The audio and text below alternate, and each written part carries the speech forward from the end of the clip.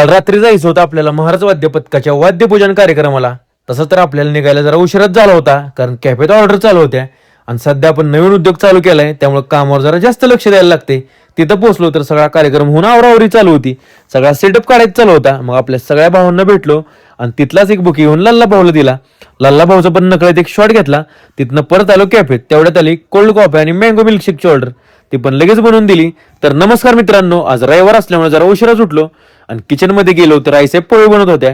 मग मी निघालो दुकानात जरा साहित्य आणायला. दुकानात जाऊन मस्त बिस्किट पुडे आणि बाकीचं साहित्य घेऊन आलो घरी. मग आवरून मस्त आपली ब्लॅक कॉफी घेतली आणि पोहे खाऊन आपला नाश्ता करून घेतला आणि निघालो आपल्या उद्योगाला. शॉपवर पोहोचून शटर ओपन केलं, नंतर सगळी साफसफाई करून घेतली आणि देवपूजा केली. थोड्या वेळाने स्वरूप भाऊ आले कस्टमरची ऑर्डर घेऊन. मग कस्टमरला त्यांचे बर्गर प्लेटमध्ये काढून दिले. त्यानंतर गेलो वेलनेस मेडिकलमध्ये आणि ह्यो बघा आपल्या पोरांच्या फायद्याचा विषय. भाऊंनो इथनं ते फर्स्ट टाइमच्या गोळ्या घ्या आणि तुमची तब्येत कमी करा. मेडिकलमधनं मस्त ताक घेऊन आलो शॉपवर. त्यानंतर स्वरूप भाऊकडे फॅन दिला दुरुस्तीला टाकायला, तर शेटनं तो रस्त्यातच पाडला, अजून काम वाढवलं. मग दुपारी शॉप लवकर बंद केलं आणि गेलो कॅफे धीरामध्ये. तर मॅडम झोमॅटोची ऑर्डर बनवत होत्या आणि हे बघा भाऊंनो, पार्किंग मध्ये कोणतरी आपल्या गाडीला धडकले. बघून लय वाईट वाटलं राव, कारण गाडी आपल्याला लय जीव आहे.